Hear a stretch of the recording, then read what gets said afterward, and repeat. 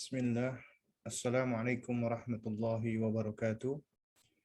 Innal hamdalillah nahmaduhu wa nasta'inuhu wa nastaghfiruh wa natubu ilaih wa na'udzu billahi min shururi anfusina wa min sayyiati a'malina. May yahdihillahu fahuwal muhtad wa may yudlil falan tajida lahu waliyyan mursyida. Asyhadu an la ilaha illallah wahdahu la syarika lah wa asyhadu anna Muhammadan abduhu wa rasuluh la nabiyya ba'dahu amma ba'du. فإن أصدق الكلام كلام الله وأحسن الهدى هدى محمد صلى الله عليه وعلى آله وسلم وشر الأمور محدثاتها وكل محدثة بدعة وكل بدعة ضلالة وكل ضلالة في النار أما بعد. Pendengar Radio Muslim Yogyakarta dan juga para ikhwas sekalian yang mengikuti kajian kita ini baik di YouTube ataupun di platform yang lainnya. Alhamdulillah kita bersyukur kepada Allah Subhanahu wa taala di mana di hari ini kita diperkenankan Allah Azza wa Jalla untuk melanjutkan kembali kajian kita ya yang sempat libur cukup lama ya, membahas As'ilatu wa ajwibatu lis-sighari ma la yastaghni anhul kibaru, karya dari Fadilatul Syekh Salim bin Sa'ad At-Tawil Al-Kuwaiti hafizahullahu taala.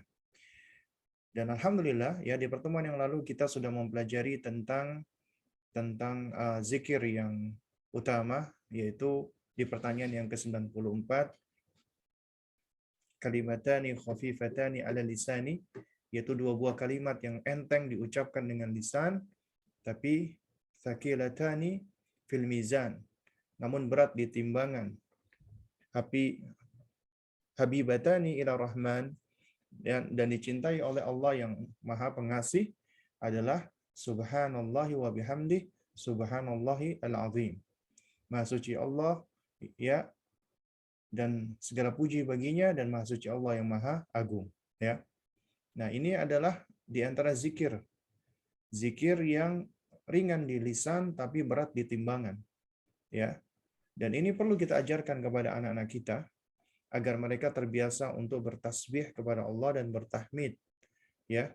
Dan ini di antara dua kalimat yang ringan diucapkan dengan lisan tapi ternyata berat di timbangan dan dicintai oleh Allah Ar-Rahman. Ya, jadi kita bisa ini talqinkan kepada anak kita, subhanallahi wa bihamdi subhanallahil azim, subhanallahi wa bihamdi subhanallahil azim.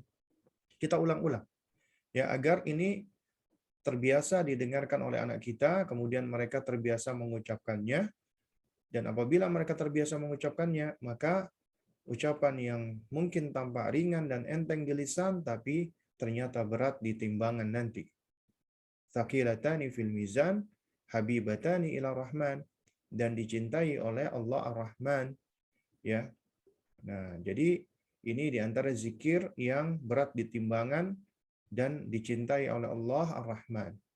Nah, sekarang kita masuk ke pertanyaan ke-95 ya, yaitu tentang Sayyidul Istighfar. Ini perlu kita ajarkan kepada anak kita. Nak, sebutkan atau bacakan Sayyidul Istighfar. Maka jawablah, Sayyidul Istighfar hendaknya seorang hamba mengucapkan Allahumma anta rabbi la ilaha illa anta khalaqtani wa ana abduka wa ana ala ahdika wa wa'dika mastata'tu ya a'udzu bika min syarri ma sana'tu abu'u laka bi ni'matika alayya wa abu'u bi dhanbi faghfirli fa innahu la yaghfiru dhunuba illa anta. Allahumma anta rabbi, ya Rabbku, engkau adalah Rabbku. Ya Allah, engkau adalah Rabbku. La ilaha illa anta, tidak ada sesembahan yang hak, tidak ada sesembahan yang benar kecuali hanyalah dirimu semata. Ya. Khalaqtani, engkau menciptakan aku. Wa ana abduka, karena itu aku adalah hambamu. Ya, wa ana ala ahdika. Ya. Dan aku berada di bawah perjanjianmu. Ya. Aku berada di bawah perjanjianmu. Ya. Wa wa'dika, dan aku berada di bawah ikatanmu. Mastata'tu, selama aku mampu, sesuai dengan kemampuanku. A'udzu bika, aku berlindung kepadamu min syarri ma sana'tu, min syarri dari keburukan ma sana'tu, apa yang aku kerjakan. Ya, abu ulaka bi ni'matika. Abu ulaka ya, aku mengaku kepadamu ya bi ni'matika, dengan menyebut nikmatmu, dengan kenikmatanmu alayya, kepadaku. Abu ulaka, aku juga mengaku kepadamu bidzambi, atas dosa-dosaku. Faghfirli, maka ampunilah aku. Fa innahu la yaghfiru dzunuba illa anta, karena sesungguhnya tidak ada yang mengampuni dosaku kecuali hanya engkau semata. Ya. Nah, ini adalah sayyidul istighfar. Ya, dikatakan sayyidul istighfar karena kata sayyid itu maknanya adalah penghulu atau pemimpin yang paling terdepan, ya. Jadi kalau kita ingin tahu apabila suatu kaum itu memiliki pemimpin atau penghulu atau yang paling terdepan, maka itu disebut dengan sayyid, ya. Makanya Rasulullah disebut dengan Sayyidul Anbiya wal Mursalin, karena beliau adalah pemimpin dan penghulunya para nabi dan rasul. Nah, ini adalah Sayyidul Istighfar, artinya istighfar yang paling terkemuka. Pemimpin istighfar. Istighfar itu adalah ya permohonan akan ampunan dari Allah Subhanahu wa taala. Jadi yang paling ringkas dari istighfar adalah ucapan astaghfirullah. Astaghfirullah itu istighfar. Atau juga boleh diiringi dengan ya nama Allah Azza wa Jalla, astaghfirullah al-azim. Ya, astaghfirullah al-azim. Ya. Atau juga termasuk istighfar adalah permohonan ampunan dengan lafaz ya, misalnya Rabbighfirli atau Rabbighfir lana. Ya. Rabbana ighfir lana. Rabb kami ampuni kami, atau Rabbighfirli, wahai Rabbku ampunilah aku, ya. Ighfirli itu juga termasuk istighfar, ya. Juga termasuk istighfar adalah permohonan taubat, ya, misalnya Rabbighfirli wa tub alayya. Wahai Rabbku ampuni aku dan terimalah taubatku, ya. Wa tub alayya. Jadi terimalah taubatku. Itu juga termasuk istighfar. Istighfar artinya permohonan maaf dan permohonan ampun kepada Allah Subhanahu wa taala. Dan yang lebih utama adalah apabila seseorang beristighfar, dia menyebut nama-nama Allah Azza wa Jalla yang berkaitan dengan sifat-sifat Allah yang Maha Pengampun. Misalnya kita sebutkan ya innaka antat tawwabur rahim, sesungguhnya engkau adalah yang Maha penerima taubat lagi Maha penyayang, atau innaka antal ghafurur rahim, sesungguhnya engkau adalah yang Maha memberikan maghfirah ampunan lagi Maha penyayang, ya. Atau innaka antat tawwabul ghafur, sesungguhnya engkau Maha penerima taubat lagi Maha pemberi ampunan. Atau innaka antal afuwul karim, sesungguhnya engkau Maha pemberi maaf lagi Maha mulia. Nah, itu adalah di antara adab-adab ketika kita beristighfar dengan menyebut nama-nama dan sifat-sifat Allah Subhanahu wa taala. Ya. Dan istighfar itu adalah bagian dari doa seorang hamba. Bahkan kata Ibnu Taimiyah rahimahullahu taala, beliau pernah mengatakan bahwasanya istighfarul abdi ahammu min jami'il ad'iyah. Ya, istighfarnya seorang hamba itu lebih penting daripada seluruh doa. Kenapa? Karena kita sebagai hamba, sebagai manusia, itu nggak lepas dari yang namanya dosa. Dosa kita begitu banyaknya, dosa kita begitu berlimpahnya. Sehingga kita butuh dengan maghfirah, dengan ampunan Allah Subhanahu wa taala, ya. Nah, jadi karena itulah ya kita dituntunkan untuk banyak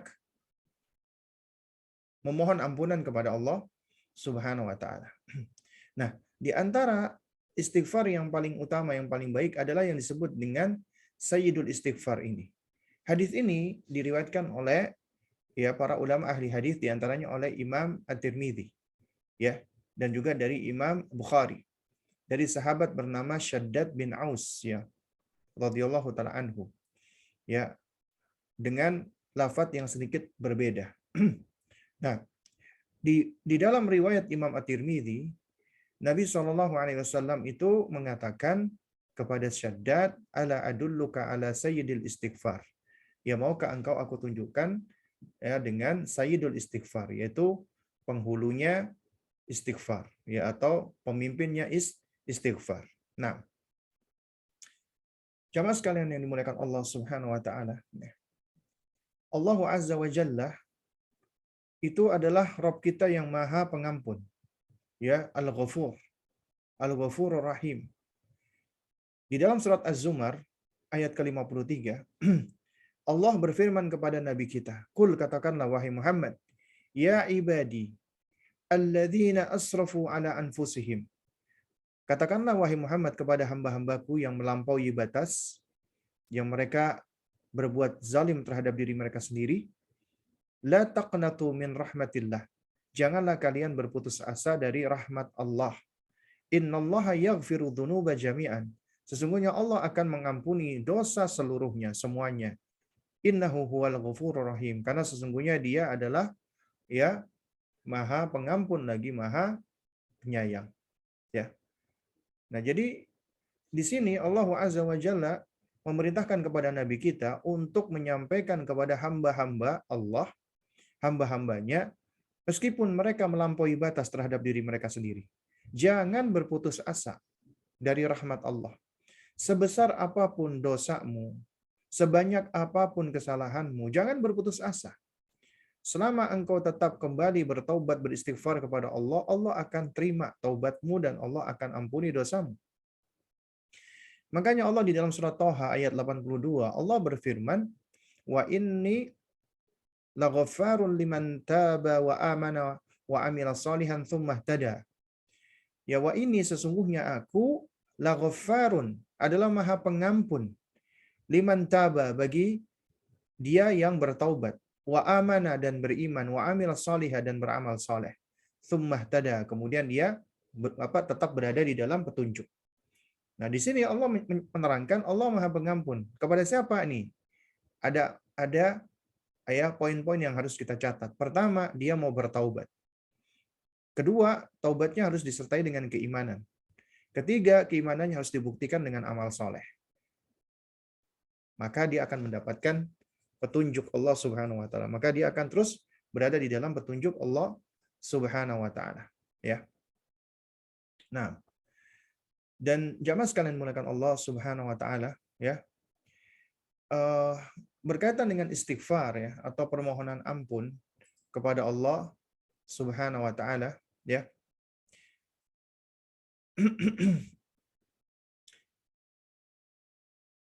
Ya. Allah Subhanahu wa taala itu di dalam surat ya Ghafir ayat ke-7, ya. Allah Azza wa Jalla ketika menerangkan tentang sifatnya malaikat-malaikat yang memikul arsy-Nya Allah Subhanahu wa taala, ya. Kata Allah Subhanahu wa taala, ya, alladzina yahmiluna al-arsya. Mereka malaikat-malaikat yang memikul arsy-Nya Allah, wa man haulahu, dan malaikat-malaikat yang berada di sekeliling arsy-Nya Allah, yusabbihuna bihamdi rabbihim. Mereka bertasbih memuji Allah Subhanahu wa taala Rabb-Nya, wa yu'minuna bihi, dan mereka beriman kepadanya, wa yastaghfiruna lilladzina amanu, dan mereka memohonkan ampunan bagi orang-orang yang beriman. Coba kita perhatikan nih. Malaikat itu beristighfar memohonkan ampunan bagi orang-orang yang beriman. Ya. Nah, ini menunjukkan bahwasanya ya mereka orang-orang beriman itu mendapatkan manfaat nih dari istighfar atau doa permohonan dari makhluk yang lainnya. Di antaranya malaikat. Karenanya ya kita juga dianjurkan untuk memohonkan ampunan bagi orang-orang yang beriman, ya. Sebagaimana dalam surat Muhammad Allah mengatakan, "Wastaghfir li dzambik walil mu'minina wal mu'minat." Mohonlah ampunan bagi dosamu dan bagi dosa orang-orang beriman laki-laki dan orang-orang beriman perempuan. Ya. Nah, jadi diperintahkan untuk memohonkan istighfar ya untuk dosa kita dan juga memohon ampunan untuk orang-orang beriman laki-laki maupun orang-orang beriman yang wanita. ya. Nah, jadi apa namanya? Istighfar seorang hamba ya bagi hamba yang lainnya itu bermanfaat ya. Bahkan istighfarnya anak itu dapat mengangkat derajat orang tuanya di surga. Sebagaimana dalam sebuah riwayat, wa anna rajulan la turfa'u darajatuhu fil jannah, ada seorang laki-laki yang diangkat derajatnya di surga. Dia heran, dia bertanya, ya, fa anna li hadza, dari mana aku dapatkan ini? Maka wakila dijawab, bistighfari waladika laka. Itu lantaran istighfarnya anakmu kepadamu. Anak yang memohonkan ampunan untukmu. Ya. Baik. Jamaah sekalian yang dimuliakan Allah Subhanahu wa taala, ya. Jadi dari sini kita perlu mengajarkan kepada anak-anak kita tentang ya keutamaan istighfar, tentang pentingnya istighfar, ya. Karena sejatinya kita manusia itu nggak lepas dari salah dan dosa. Sehingga kita butuh untuk selalu banyak memohon ampunan kepada Allah Subhanahu wa taala, ya. Baik. Jika kita perhatikan di dalam Sayyidul Istighfar ini, ya, ini banyak sekali mengandung faidah, ya. Banyak sekali mengandung pelajaran-pelajaran. Pertama, ucapan Allahumma anta rabbi. Ya Allah, engkau adalah Rabbku. Allahumma itu adalah seruan, panggilan kepada Allah Subhanahu wa taala dengan penuh penghormatan dan penuh ketundukan atas uluhiyahnya Allah. Artinya seorang ketika menyebut Allahumma, dia itu sedang menyeru Allah Rabb-nya, Tuhannya, ya, yang mana dia haturkan doa itu hanya kepada Allah Subhanahu wa taala semata. Ya Allahumma anta rabbi, wahai Rabbku, ya Allah, anta rabbi, engkau adalah Rabbku, ya. Nah, di sini kita menetapkan Allah sebagai Rabb. Rabb itu artinya adalah pencipta, pemilik, penguasa, pengatur segalanya, ya. Jadi di sini mengandung makna apa namanya tauhid rububiyah. Kita menetapkan Allah sebagai Rabbku, Allah adalah sebagai penciptaku, Allah sebagai penguasaku, Allah sebagai pemilikku, ya. Dan Allah adalah pengatur atas segalanya. Allahumma anta rabbi. La ilaha illa anta. Nah, ini baru kita menetapkan uluhiyah. Tidak ada sesembahan yang hak untuk disembah kecuali Engkau ya Allah. Karena Engkau adalah Rabbku, Engkau yang menciptakan aku, Engkau yang memiliki dan menguasai aku, Engkau yang mengatur segala urusanku, Engkau yang memberikan aku rizki, Engkau yang menghidupkan, mematikan, dan seterusnya. Maka tidak ada sesembahan yang hak, tidak ada satupun yang berhak untuk diibadahi, untuk disembah, untuk dimintai, ya, untuk didoai dan seterusnya, kecuali hanya Engkau ya Allah Subhanahu wa taala. Jadi ini sebenarnya mengandung penetapan tauhid uluhiyah. Ya. Makanya di dalam Sayyidul Istighfar ini itu mengandung tauhid, ya. Tauhid yang begitu komprehensif. Ya. Kemudian khalaqtani wa ana abduka. Engkau ialah yang menciptakan aku dan aku adalah hambamu. Nah, ini adalah iktiraf, pengakuan. Karena Allah adalah Rabb, Allah adalah Rabbku, dan aku tidaklah menyembah kecuali hanya kepadanya, karena dialah yang menciptakan aku. Khalaqtani, engkau menciptakan aku. Karena aku ada, karena Allah yang menciptakan. Ya. Dan aku tidak mungkin bisa hadir di muka bumi ini tanpa Allah Subhanahu wa taala menciptakan diriku. Karena itu aku adalah hambanya.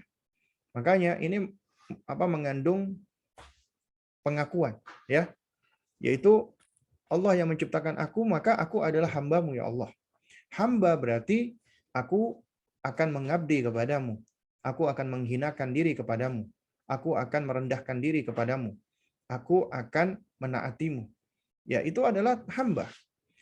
Karena itu makanya tidak heran ya apabila seorang hamba, abdun, mamluk yang diciptakan dan yang dimiliki itu beribadah, mengabdi, berkhidmat.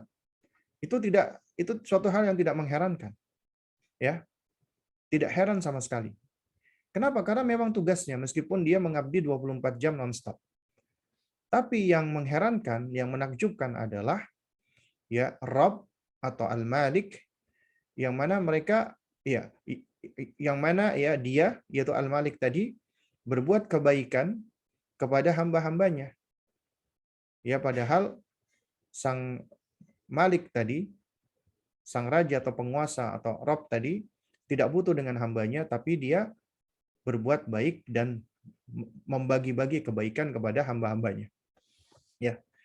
Nah, karena itu makanya para ulama salaf itu mereka bangga ketika mengatakan, ya, cukuplah bagiku Allah sebagai Rabbku dan cukuplah diriku aku sebagai hamba baginya. Itu adalah ucapan dengan maksud membanggakan. Karena kita bangga, Allah Rabbku, Allah yang menciptakan aku. Dan aku bangga, aku beribadah, aku adalah hamba baginya. Jadi menjadi hamba Allah itu kebanggaan, tapi menjadi hamba selain Allah itu adalah suatu hal yang memalukan, kehinaan. Ya.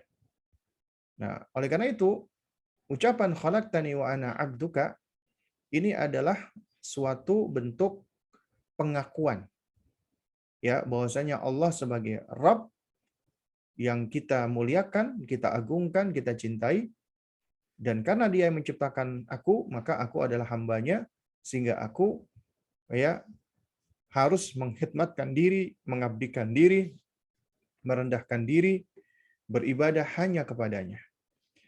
Kemudian wa ana ala ahdika wa wa'dika mastata'tu. Ya. Dan aku ya berada di bawah ikatan dan perjanjianmu semampuku. Artinya, ya Allah, aku akan berupaya untuk memenuhi perjanjianmu dan memenuhi ikatanmu sesuai dengan apa yang aku mampu. Ya. Jadi ini merupakan bagian dari konsekuensi sebagai hamba. Aku akan berupaya untuk memenuhi perjanjian dan ikatan dari Allah. Tentunya sesuai dengan kemampuan kita. Karena ya kita nggak mungkin dibebani Allah sesuatu melebihi daripada kapasitas kita. Ya. Dan Allah Subhanahu wa taala sudah mengambil perjanjian dari kita. Sebagaimana dalam surat Al-A'raf ayat 172. Di mana Allah Subhanahu wa taala berfirman, wa idz akhadha rabbuka min bani adama min dhuhurihim dzurriyyatahum wa ashhadahum ala anfusihim alastu birabbikum qalu bala syahidna an taqulu yaumal qiyamati inna kunna an hadza ghafilin. Wa idz akhadha rabbuka, dan ingatlah ketika Rabbmu mengambil perjanjian min bani Adam, ya dari anak keturunan Adam, min dhuhurihim dari ya sulbi atau tulang belakang ya mereka, yaitu dzurriyyahum, anak keturunan mereka. Wa asyhadahum ala anfusihim, dan Allah mengambil kesaksian dari mereka atas diri-diri mereka. Allah bertanya, alastu birabbikum, bukankah aku ini Rabbmu? Qalu, maka semuanya menjawab, bala, iya ya Allah, betul, engkau Rabb kami. Syahidna, kami bersaksi. Ya. Kemudian kata Allah, antaqulu yaumal qiyamati inna kunna an hadza ghafilin. Ya, kami lakukan yang demikian ini agar di hari kiamat nanti kalian tidak mengatakan sesungguhnya kami lengah tentang hal ini. Nah, ini adalah perjanjian kita ketika kita masih belum berupa sesuatu apapun, kita masih berada di alam ruh, ya. Maka Allah sudah mengambil perjanjian. Dan perjanjian ini Allah Subhanahu wa taala ya tanamkan dalam fitrah kita. Makanya fitrah kita sudah berada di atas iman, tauhid, ma'rifah. Ya. Jadi kita sudah berada di atas tauhid dan ma'rifah dan dan meyakini tidak ada sesembahan yang hak kecuali adalah Allah Subhanahu wa taala. Karena Allah sudah mengambil perjanjian ini dan kita sudah mengakui Allah sebagai Rabb kita. Maka apabila seorang hamba mengakui Allah sebagai Rabb-nya, maka konsekuensinya dia harus beribadah hanya kepada Allah semata. Dia harus melaksanakan semua perintah Allah dan menjauhi semua larangan Allah.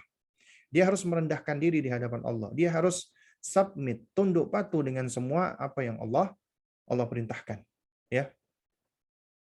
Nah, berkenaan dengan ayat ini ya para ulama ya itu menerangkan bahwasanya seluruh manusia itu ketika diciptakan dan dilahirkan berada di atas fitrah, berada di atas iman dan tauhid. Akan tetapi yang merusak fitrah iman, tauhid dan Islam ini adalah para orang tua mereka, ya. Dan kemudian yang merusak adalah syaitan, ya. Apa dalilnya? Yang merusak orang tua, hadis Nabi SAW. Hadis tentang fitrah. Nabi mengatakan, "Ma min mauludin illa yuladu 'alal fitrah fa abawahu yuhawidanihi wa yunassiranihi wa yumajjisanihi." Tidaklah bayi yang dilahirkan, melainkan semuanya dilahirkan berada di atas fitrah. Maka kedua orang tuanya yang menjadikan dia Yahudi, Nasrani atau Majusi. Jadi Nabi menyebutkan yang menyebabkan anak itu rusak fitrahnya menjadi kafir adalah orang tuanya. Imam Nawawi ketika menafsirkan atau mensyarah makna fitrah, beliau mengatakan bahwasanya ya wal asah minhu anna kulla mauludin ya yuladu mutahayyian lil Islam. Pendapat yang paling tepat bahwasanya setiap anak dilahirkan semuanya sudah condong kepada Islam, ya, semuanya sudah cenderung kepada Islam. Kemudian siapa yang merusak fitrah ini lagi adalah syaitan. Sebagaimana dalam sebuah hadis qudsi, ya, Nabi Shallallahu alaihi wasallam bersabda, ya khalaqtu ibadi hunafa, aku ciptakan hamba-hambaku itu hanif, lurus, berada di atas fitrah. Thumma atathum syayatin fajtalathum an dinihim. Kemudian datang setan-setan dan memalingkan mereka dari agamanya, ya. Ini juga Allah sebutkan dalam surat Yasin, ya. Alam a'had ilaikum ya bani Adam alla ta'budu syaitan innahu lakum aduwwum mubin wa an i'buduni hadza siratum mustaqim. Kata Allah Subhanahu wa taala, alam a'had ilaikum, bukankah aku telah, ya, mengambil perjanjian dari kalian, ya bani Adam, dari anak keturunan Adam, ya alla ta'budu syaitan, agar kalian jangan menyembah syaitan. Innahu lakum aduwwum mubin, karena sesungguhnya setan itu musuh yang nyata bagimu. Udah tahu musuh kenapa malah disembah? Ya wa ani buduni, hendaknya kalian menyembah aku semata. Hadza siratul mustaqim, karena inilah jalan yang lurus, ya. Nah, jadi makna wa ana ala ahdika wa wa'dika mastata'tu, yaitu aku akan berusaha untuk berpegang dengan janjiku kepadamu ya Allah, ya, semampuku. Artinya aku akan menjaga perjanjian, yaitu engkau adalah Rabbku, aku adalah hambamu, ya. Nah, lalu kemudian karena kita adalah makhluk yang lemah, kita butuh pertolongan Allah, kita butuh perlindungan Allah, maka kita pun bertawudz kepada Allah. A'udzubika min syarri ma sana'tu. Aku berlindung kepadamu ya Allah dari keburukan amal perbuatanku. Ya, karena kenapa? Amal perbuatan kita itu ada yang baik, ada yang buruk. Dan kita meminta kepada Allah agar Allah jadikan amal perbuatan kita amal perbuatan yang saleh, yang diterima, yang baik. Kita berlindung kepada Allah dari amal perbuatan yang jelek, yang buruk. Ya, yang juga akan mengakibatkan akibat yang buruk. Ya. Nah, jadi di sini menunjukkan apa? Bahwasanya ya perbuatan yang buruk itu sejatinya adalah bentuk penentangan atau kedurhakaan kepada Allah. Bentuk dosa dan maksiat, bentuk penzaliman kepada diri sendiri. Dan itu dampaknya jelek, ya. Nah, karena itu makanya kita perlu untuk memohon perlindungan kepada Allah dari jeleknya dan buruknya amal-amal kita. Makanya di dalam khutbatul hajah yang tadi kita sebutkan, kita seringkali mengucapkan apa namanya? Wa na'udzubillahi min syururi anfusina wa min sayyiati a'malina. Ya, kami berlindung kepadamu ya Allah dari keburukan jiwa kami dan kejelekan amal-amal perbuatan kami. Ya. Kenapa? Karena ya jiwa kita itu Allah Subhanahu wa taala sudah ilhamkan fa'alhamaha fujuraha wa taqwaha. Ada kepada jalan kefajiran, ada jalan kepada ketakwaan. Maka kita minta kepada Allah agar jiwa kita itu senantiasa berada di atas ketakwaan. Kita mohon perlindungan kepada Allah dari apa namanya jiwa kita itu berada di dalam kefajiran ataupun keburukan, ya. Nah juga wa min sayyiati a'malina, juga dari jeleknya amal perbuatan kita, karena amal perbuatan kita ada yang baik dan ada yang buruk, ya. Dan kita tentunya menginginkan agar amal perbuatan kita baik sehingga kita mendapatkan pahala dari Allah, kita mendapatkan ganjaran dari Allah, kita mendapatkan cinta dan ridhonya Allah, kita mendapatkan jannahnya Allah, surganya Allah, dan kita akan bisa melihat wajahnya Allah. Itu nikmat yang paling besar. Dan kita berlindung kepada Allah dari keburukan amal-amal perbuatan kita, dari dosa kita, kemaksiatan kita, kekufuran kita, bahkan kesyirikan atau kekafiran kita. Wal billah. Dan buruknya amal kita itu bisa menyebabkan keburukan-keburukan yang lain. Misalnya akan hilang keberkahan dari amal kita. Kalau amal kita nggak berkah, maka akan nggak berkah juga usia kita, karena kita akan sibuk dengan hal-hal yang nggak bermanfaat. Kemudian akan hilang juga keberkahan ilmu kita, karena kita ya malah menghabiskan waktu sia-sia, sehingga ilmu kita nggak berguna ya. Dan ini akhirnya akan menghantarkan kepada keburukan demi keburukan. Nah, kemudian ucapan berikutnya dari dari Sayyidul Istighfar ini adalah pengakuan, ya. Abu ulaka bi ni'matika alayya. Aku mengakui ya Allah, ya aku akui dan aku menetapkan akan nikmatmu kepadaku, dan nikmatmu begitu banyaknya kepadaku. Aku nggak sanggup menghitungnya.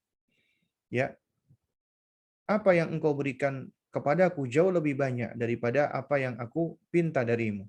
Padahal meminta kepada Allah nikmat itu bagian dari syukur.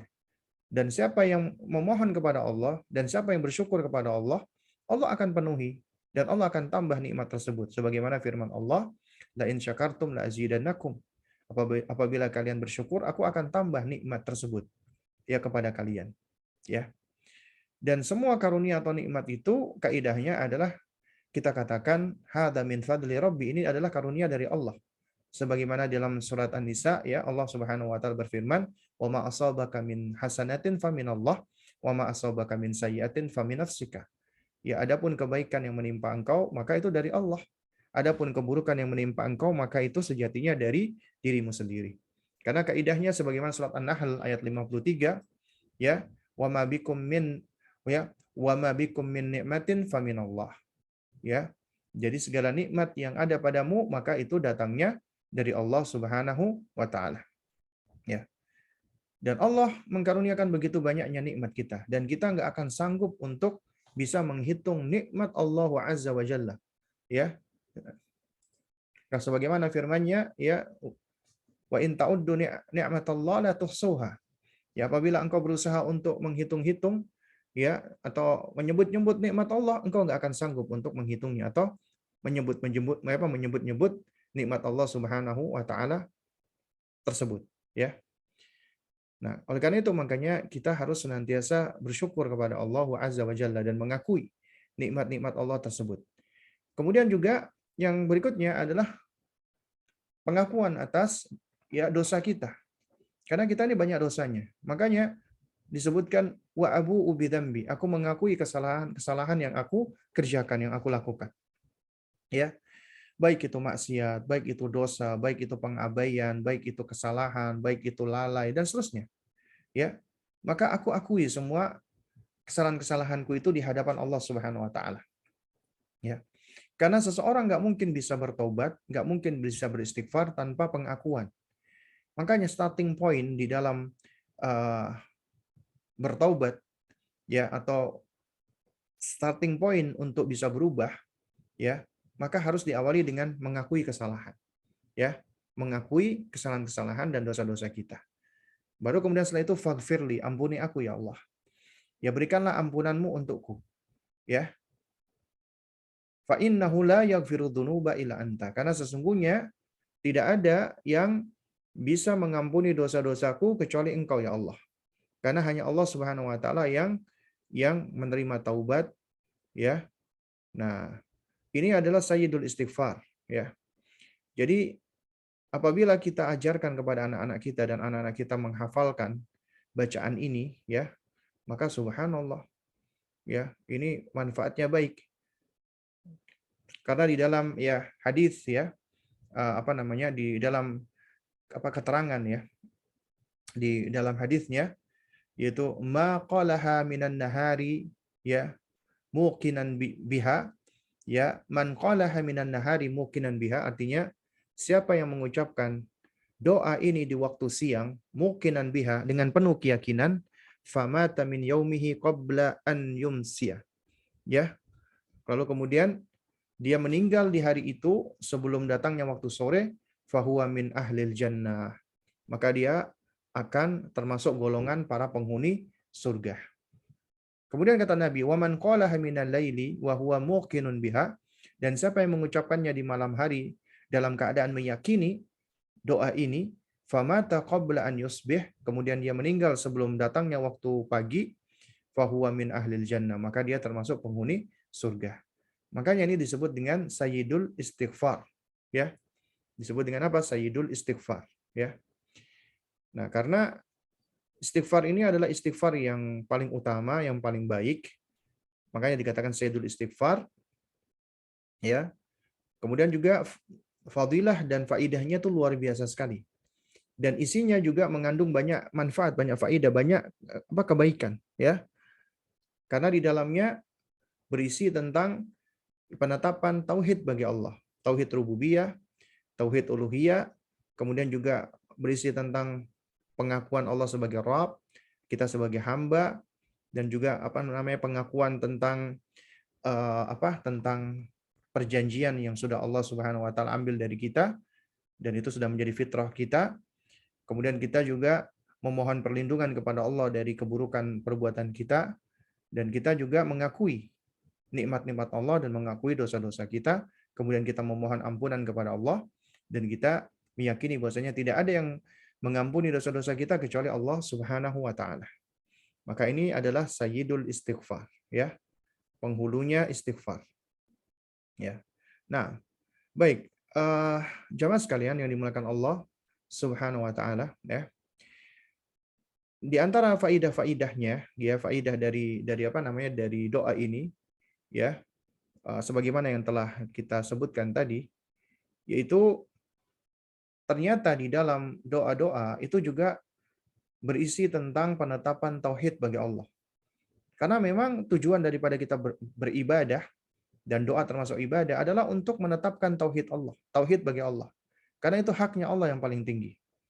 Karena yang kita wajib menetapkan tauhid bagi Allah, baik itu rububiyah, uluhiyah, ataupun asma wa sifat. Dan ketika kita menetapkan tauhid rububiyah, berarti kita menetapkan Allah pencipta kita, Allah pemilik kita, Allah penguasa kita, Allah pengatur kita, Allah yang memberikan kita rezeki, Allah yang memberikan kita karunia atau nikmat, ya. Allah yang menghidupkan kita, Allah yang mematikan kita, Allah yang mengatur seluruh urusan. Sehingga dengan kita meyakini tauhid rububiyah, maka kita merasakan betapa besarnya Allah Azza wa Jalla dan betapa kecilnya kita. Betapa kita membutuhkan Allah Subhanahu wa taala. Dari tauhid rububiyah ini maka berkonsekuensi melahirkan tauhid uluhiyah. Karena apabila Allah adalah Rabb kita, maka kita adalah hamba Allah. Ya, khalaqtani wa ana abduka, ya. Karenanya kita wajib menetapkan tauhid uluhiyah atau tauhidul ibadah. Artinya satu-satunya yang berhak untuk kita ibadahi, yang kita bertawakal kepadanya, kita memohon doa kepadanya, kita memohon ampunan hanya kepadanya, kita memohon pertolongan hanya kepadanya. Ya, semua bentuk doa kita pintanya, kita mohon hanya kepada Allah Subhanahu wa taala. Lalu kemudian juga di dalam Sayyidul Istighfar ini juga mengandung iktiraf atau pengakuan. Pengakuan atas kebesaran Allah, Allah sebagai Rabb kita. Dan pengakuan atas rendahnya kita, fakirnya kita, butuhnya kita kepada Allah sebagai hamba. Dan pengakuan atas nikmat-nikmat Allah. Dan sebelumnya pengakuan atas perjanjian dari Allah bagi kita, yaitu Allah telah mengambil janji dari kita yang sudah Allah tanamkan di dalam fitrah kita. Ya, alastu bi rabbikum, kata Allah ketika kita masih berada di alam ruh. Kemudian kita menjawab, bala syahidna, ya Allah, kami menyaksikan engkau adalah Rabb kami. Ya. Nah, lalu kemudian juga mengandung pengakuan atas dosa kita. Siapa di antara kita yang nggak berdosa? Makanya kita butuh untuk senantiasa memohon ampunan kepada Allah Azza wa Jalla. Karena Allah Subhanahu wa taala yang mengampuni semua dosa hamba-hambanya, karena dia adalah At-Tawwabur Rahim. Ya, At-Tawwabur Rahim. Nah, baik.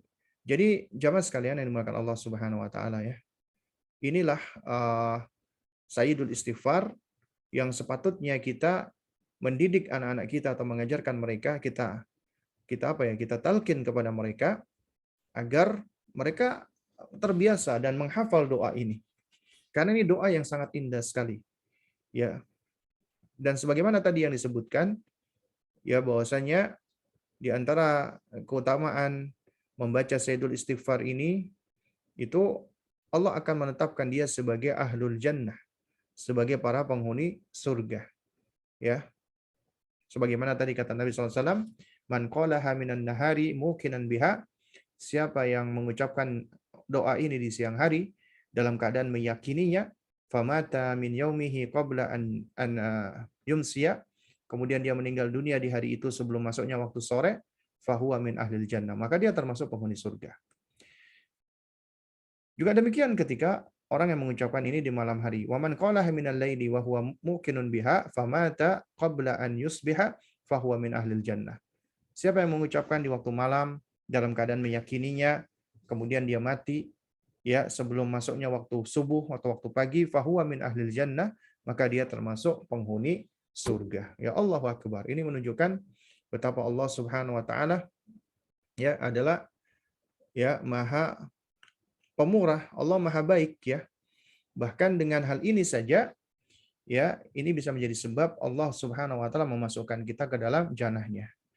Nah, lalu kemudian kita lanjutkan sedikit, yaitu kita ajarkan kepada anak sejumlah doa. Di antaranya doa sebelum tidur. Pertanyaan ke-96. Nah, apa yang kamu ucapkan sebelum kamu tidur? Maka jawablah, ucapkan Bismika Allahumma amutu wa ahya. Ya, Bismika Allahumma amutu wa ahya. Dengan menyebut namamu ya Allah, aku hidup, ya aku wafat dan aku hidup. Ya.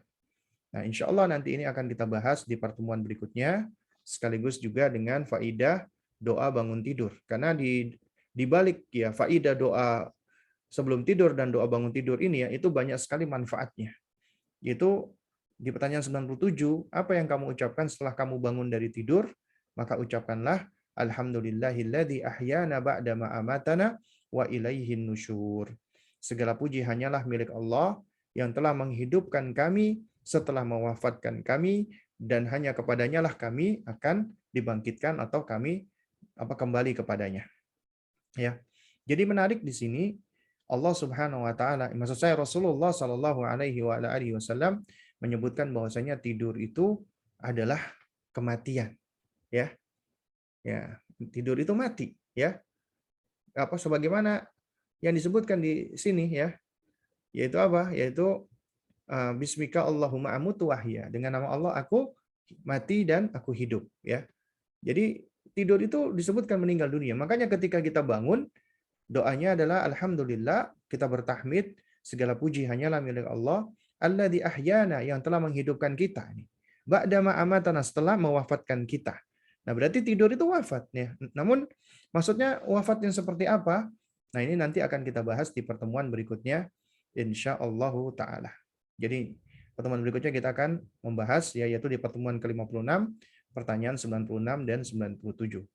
Baik, mungkin ini yang bisa saya sampaikan. Sepertinya pada hari ini belum ada pertanyaan maksud saya. Ya sehingga mungkin kita cukupkan dulu sampai di sini.